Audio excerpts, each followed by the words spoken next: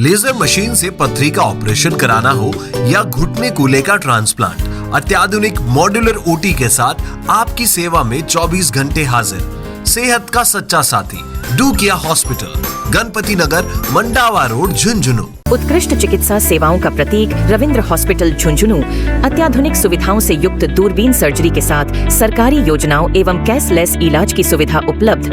Railway station के पास, Sikar road, Jhunjhunu.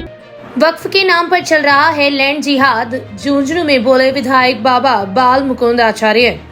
कहा वक्फ board से खुद मुस्लिम लोग भी हैं पीड़ित। जयपुर जिले के हवा महल विधायक बाबा बाल मुकुंद आचार्य आज झुंझुनू दौरे पर रहे। झुंझुनू शहर में विधायक ने छावनी के बालाजी मंदिर में सामूहिक हनुमान चालीसा में शिरकत की। मीडिया से बातचीत में विधायक बाबा बाल मुकुंद आचार्य ने वक्फ बोर्ड को लेकर बड़ा बयान देते हुए कहा कि वक्फ बोर्ड में लैंड जिहाद चल रहा है।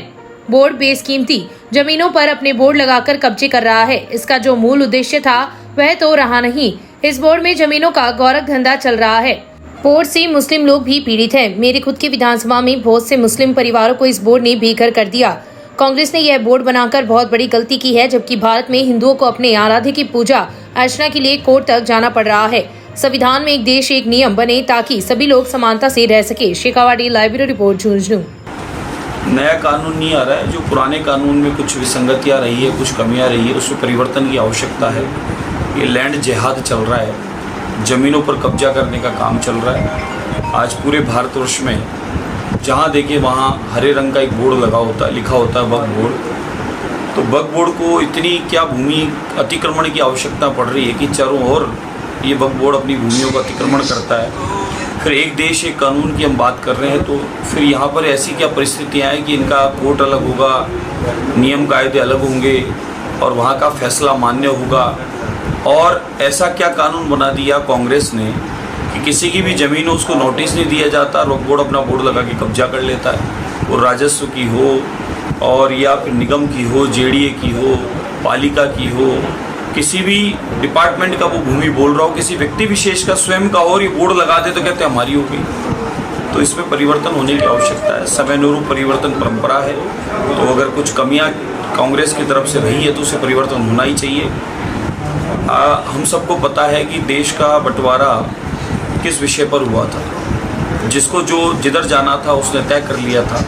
फिर उसके बाद भी कांग्रेस ने लेकिन ऐसी स्थितियाँ परिस्थितियाँ उत्पन्न कर दी कि आज देश में सनातनी हिंदू अपने आराध्य, अपने देवी देवताओं के मंदिर के लिए भी उसे कोर्ट जाना पड़ता है। और इसी देश में वक्फ बोर्ड के नाम पे ज़मीनों का गोरख धंधा चल रहा है। मेरी स्वयं की विधानसभा हवामहल में मैंने अनगिनत मामले निकाले हैं। कब्रिस्तान, वक्फ बोर्ड और मदरसों के नाम पर ज़मीनें कब्जा ली गई है और उन ज़मीनों में जो पुराने समय से रहते आ रहे थे लोग, उनको वहाँ से निकाल दिया गया है। मुस्लिम समाज के लोगों की ही शिकायत जो मैंने लाइव दिखाई है, 100-200 परिवार मुस्लिम समाज के ही इन भूमियों पर रहते थे, उनको भी निकाल दिया। और भूमि लेने के पश्चात क्या किया, भूमि लेने के बाद उन भूमि को स्कूल पर किराए पे दे दी, बाजार बना के उसका किराया ले लिया, पट्टे काट दिए या वक्फ बोर्ड के मेंबर्स बनकर आपस में पट्टे बांट लिए। ये गोरख धंधा चल रहा है वक्फ बोर्ड के नाम पर। तो इस पर अगर संशोधन होता है तो बहुत अच्छी बात है। एक देश एक कानून की हम बात करते हैं और वही लोग संविधान की जो बात कर रहे हैं, संविधान कहते हैं कि हम संविधान के मानने वाले हैं, तो संविधान को मानना चाहिए, संविधान अनुरूप चलना चाहिए। आपके लिए अलग से संविधान कैसे बन जाएगा, संभव ही नहीं है। इसलिए जो हो रहा है अच्छा हो रहा है, अच्छे के लिए हो रहा है।